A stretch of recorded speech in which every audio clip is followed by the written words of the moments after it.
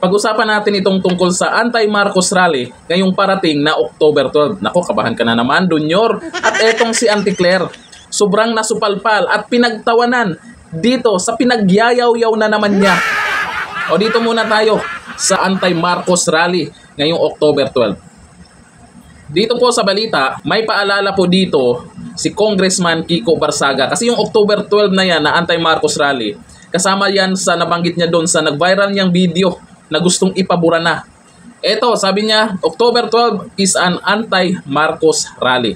Ito ang matapang na pahayag ni Cavite 4th District Representative Kiko Barsaga ngayong araw, October 8, kung saan nilinaw niya ang tunay na layunin ng nalalapit na pagtitipon sa October 12. Ayon kay Barsaga, hindi ito basta-basta anti-corruption rally, kundi isang direktang panawagan laban sa kasalukuyang administrasyon. Tila patama rin ito sa isang grupo noon na idiniin na ang kanilang kilos protesta ay hindi Marcos Resign rally. Yung nakaraan, na kung saan nagkaroon pa nga ng kaguluhan, kung mga Duterte supporters yung mga nagrarally, wala namang ganyang gulo nagaganap, di ba? Hindi naman nananakit ng mga kapulisan. Ito ang sabi ni Congressman Kiko Barsaga sa post niya. Ang October 12 ay hindi lang anti-corruption rally dahil hindi natin masusolusyonan ang mga problema ng bansa kung takot tayong tukuyin ang ugat ng korupsyon. Ang October 12 ay isang anti-Marcos rally. At eto naman si Auntie Claire.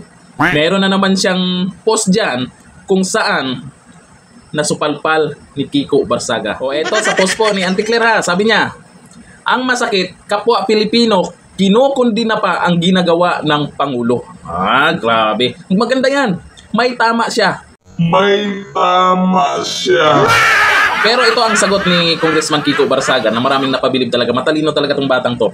Ang sagot niya dyan, ang masakit, kapwa Pilipino ang ninakawan nyo. Sa pool si Auntie Claire. Maganda nagkasalubong itong dalawa. Itong si Congressman Kiko Barsaga at si Auntie Claire. Kasi dito sa sinasabi ni Congressman Kiko Barsaga ay tama siya. Pero kay Auntie Claire, may tama siya. O parehong tama. Kiko Barsaga ay tama. Dito kay Auntie Claire, may tama siya. At least parehong may tama, di ba? Magkaiba nga lang kung anong klaseng tama. O dito ayon kay Ote Di Castro, buti pa si Congressman Barsaga, mulat ang mata sa katotohanan. Yung iba natatakpan. Sabi ni Bang Anding, ano Claire, sapul ka sa sinasabi ni Sir Kiko Barsaga. Sabi ni Marilo Medalo, sapul si Auntie Claire. Abogada yan ha, pero tingnan nyo naman sa pagdating sa banatan. Sabi ni Yuli, ang galing sumagot ni Kong. Yung sinasabi ko sa inyo nakaraan pa, si Congressman Kiko Barsaga, marami na pong napatunayan yan, kaya naging congressman yan, malayong malayo si Auntie Claire dyan. Kaya pag itong si Auntie Claire babanat ng babanat to, nako, abangan nyo ang matinding resback ni Congressman Kiko Barsaga.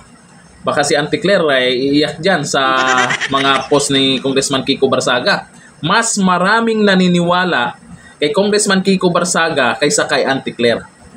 Kay Auntie Claire, yung mga bumabanat sa kanya tungkol sa trabaho niya. Kay Congressman Kiko Barsaga, yung bumabanat sa kanya pang personal na.